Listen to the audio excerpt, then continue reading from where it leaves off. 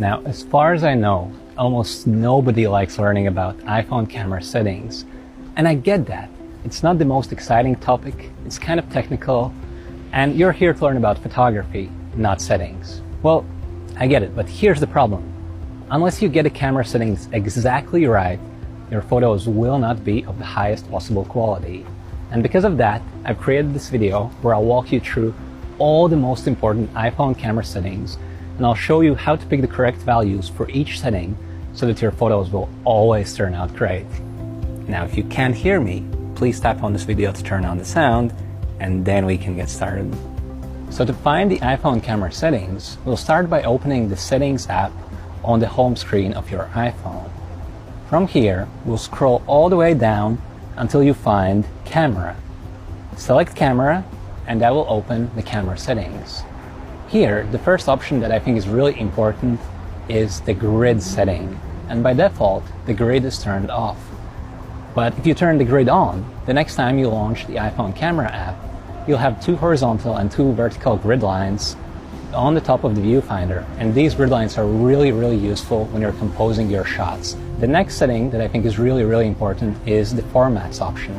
So I'm going to tap on Formats, and this brings up 2 options, and I can choose between high efficiency and most compatible image file formats.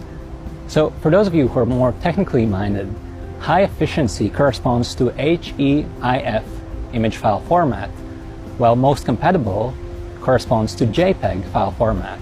High efficiency is a file format that's mostly used by Apple, whereas most compatible, or JPEG, is actually the most popular image file format in the world. So if you don't know what these acronyms mean, don't worry, you want to make sure you select the most compatible option. The benefit of high efficiency is that your photos will take up less storage space, but most compatible has 2 very substantial benefits.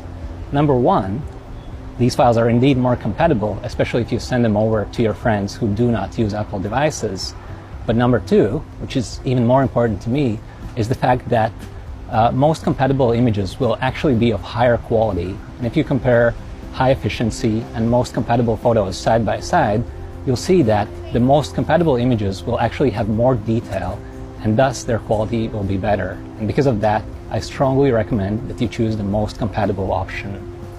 And finally, at the bottom of the screen, you'll see HDR settings. For now, I want you to take the Auto HDR option and turn that off, and the Keep Normal Photo option should be turned on.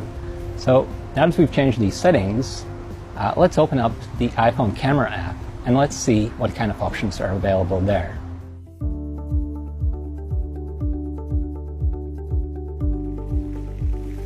So now when you open the camera app, the first thing you're going to see are the grid lines. So now on the screen we have 2 horizontal and 2 vertical lines, and those are the grid lines, and they'll be really useful for composing your photos. Now, besides the grid lines, there are a whole bunch of other buttons on the screen. So let's walk through them one by one, and let me quickly explain what each of these buttons means. So we'll start with the top left-hand corner, where you have this icon showing 3 overlapping circles. And if you tap your finger there, the filter menu opens up on the right-hand side. And here you can swipe through all sorts of different filters, such as Vivid Warm, Vivid Cool, Dramatic, and so on. And the way you can tell that one of the filters has been turned on is by the fact that the 3 overlapping circles icon is now in color. So every time these circles are in color, a filter has been turned on. And if you don't want that, all you have to do is tap on that icon again and go back to original. I personally prefer not using these filters because there's so much you can do to improve your images in post-processing, and I like to take control of the editing process. And because of that, I personally never use these filters. So I'm going to stick to the original, which is no filter, and now to exit the filter menu, I'm going to press the 3 overlapping circles icon again.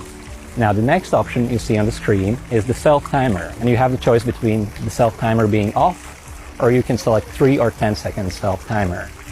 Most of the time you want to leave this off, which is what we're going to do right now. Now the third option, which looks like several circles, which are now crossed out, stands for live photos. And when this option is yellow, that's when you know that live photos are turned on. So The Live Photos functionality essentially records a short video just before and just after the photo that you take. The general guideline is to keep Live Photos on every time there's movement in the scene or whenever you're taking photos of people. Since we have some moving water here, I'm going to leave the Live Photos option on. Next up, you see the letters HDR. So if you tap on HDR, you can once again choose between auto, on, or off. For now, let's leave it at auto, and a lot of the times the auto option will serve you best. So there's no harm in selecting auto most of the time. And finally, you'll see the flash icon, and you have the choice between auto, on, and off. And with flash, my general recommendation is to keep the flash off. So that's the option I'm going to select. And you can see that now the flash is crossed out. Now the reason I don't recommend using the flash too much is because the flash of the iPhone is relatively weak. It only works well when your subjects are really close to you, and even then, you may end up with unnatural looking colors and other potential image quality problems. And because of that, it's better to leave the flash off unless you absolutely need it. But for most photography situations, even in low light, I recommend keeping the flash off. And those are all the options you have on the left-hand side of the screen. Now in top right, you'll see the camera icon with two arrows in the middle. And if you tap on that icon, you'll switch to the front-facing camera. And this is me. And if I now go ahead and take a photo, this is how you can take selfies with the iPhone. Now the one thing you should keep in mind though is that the front-facing camera is substantially worse in terms of image quality than the back cameras. So while it's fun to take selfies with the front-facing camera, generally speaking, you should only do serious photography with the back cameras because those are substantially better in terms of image quality. So I'm going to switch back to the back camera by tapping that icon again. Now, as we move down, you'll see the big shutter button, and that's pretty straightforward. You just press that and a photo is taken.